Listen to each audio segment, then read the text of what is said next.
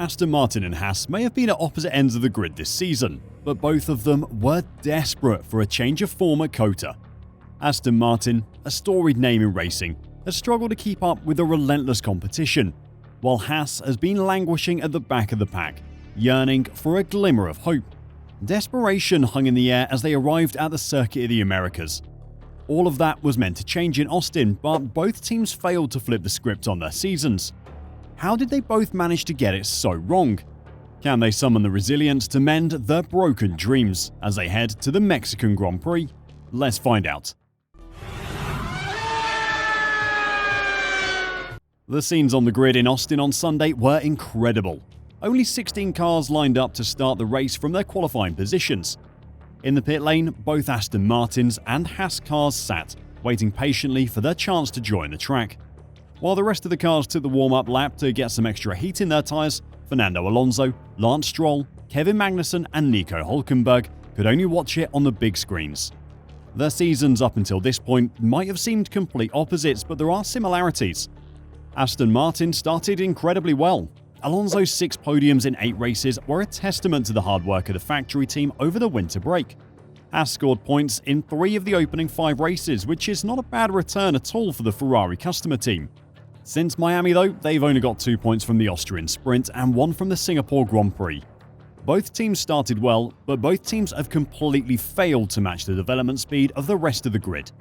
With the technical regulation staying the same for next season, any upgrades the teams fit now will still be relevant next year. With that in mind, both teams brought significant upgrades to the Austin race. Better later than never, you could say. But perhaps they should have chosen to bring these upgrades a little later. With the United States Grand Prix being a designated sprint weekend, the teams only had an hour of practice before the cars were put in parc fermé conditions, severely limiting any changes that could be made to them. Normally, teams will avoid bringing big upgrades on these weekends because the first practice session is basically written off for fact-finding as the team messes with setups while trying to find if the new parts worked how they expected. On a normal weekend, that isn't a problem. You have an extra 2 hours to do your testing before the competition really starts. Aston Martin faced a big setback with its package in Friday's sole practice session when both cars encountered overheating brakes. Deputy Technical Director Eric Blandin said on Sunday that because of a mistake on the simulator, Aston Martin had effectively too much blanking, which reduces the airflow going to the brake system on the front brakes, so they effectively caught fire. Aston was able to send Fernando Alonso back out in that session, but Lance Stroll was consigned to the pits. Both drivers were then eliminated in the first part of qualifying for Sunday's Grand Prix, the first time Alonso had not reached Q3 in 2023. Haas's weekend started marginally better. They could at least run both of their cars in free practice.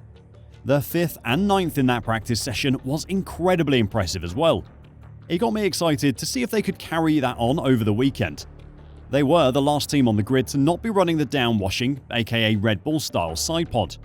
This race saw them change to the Red Bull style with an upgrade package that had been in the works since well before the summer break. That impressive pace from FP1 was not replicated in qualifying, and they only managed 14th and 16th on the grid for Sunday's race. Saturday's qualifying saw a similar return from both teams, with all 4 drivers absent from the final round of the sprint shootout. The sprint race was just as bad as well, with Lance Stroll venting at his engineers after telling the team to tell Alonso to go past him. It's just effing shh. And that was how we ended up, with all 4 cars starting from the pit lane. Fernando Alonso lined up in the old-spec Aston Martin, with Lance Stroll getting the upgraded car, as the team tried to get data of the 2 side-by-side. Haas decided to completely rework the setup on both cars with the data gathered from the 2 qualifying sessions and the sprint race. By doing so, both teams basically accepted that the US GP would be a test session for them. For Aston Martin, seeing Lance Stroll go from the pit lane to 7th would have been a very pleasant surprise. The easy conclusion, considering the results of the weekend, is that both teams' upgrades are massive failures. But it isn't ever that simple in Formula 1. Aston Martin made the right decision to bring an extensive upgrade to its car this weekend, despite only having a single hour of practice to test it, said Fernando Alonso. He said the team believed they would have been able to make progress with their car at a regular race weekend with 3 practice sessions. We think so, or we want to think so, because obviously with more free practice, you have time to test many different combinations of setups and many different ways of optimizing the new package, he said.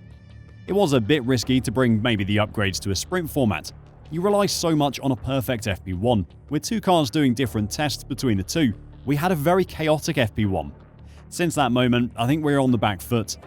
However, Alonso believes bringing the upgrades to this weekend was worth the risk, as he doubted he would have scored points with the car in its previous specification, despite having done so in the sprint race and Grand Prix in Qatar.